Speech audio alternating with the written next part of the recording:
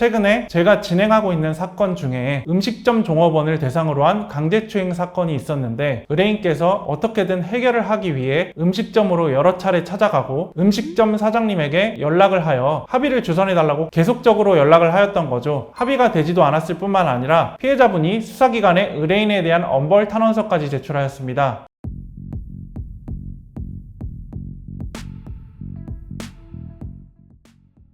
안녕하세요. 법무법인 대환의 이승주 변호사입니다. 오늘은 성범죄 사건의 피해자와의 합의 절차 과정에서 많은 의뢰인분들께서 궁금해하시는 사항들에 대하여 살펴보겠습니다.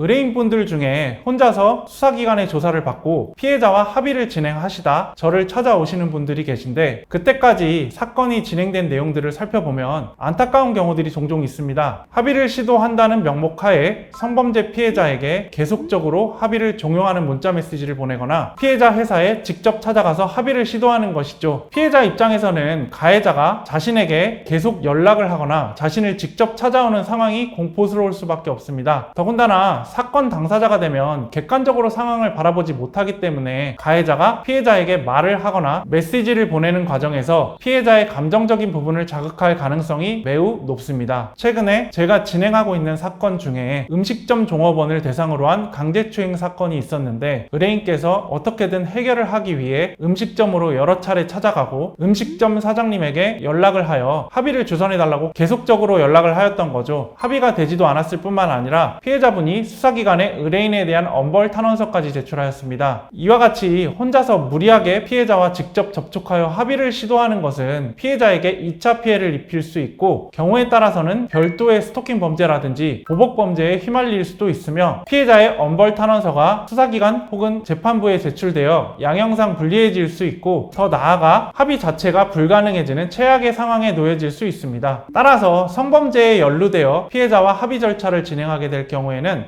가급적이면 변호사를 선임하셔서 변호인 조력을 받아 진행하실 것을 권유드립니다. 특히 합의 절차에 있어서 사안을 파악하고 어느 정도의 합의금으로 어느 단계에서 합의를 볼지, 예를 들어 고소 전에 합의를 볼지, 수사 단계에서 합의를 볼지, 재판 단계에서 합의를 볼지 합리적으로 판단을 해야 하는데, 경험이 많은 변호사를 선임하실 경우에는 위와 같은 판단을 함에 있어 최선의 선택지를 선택하실 수 있으실 겁니다.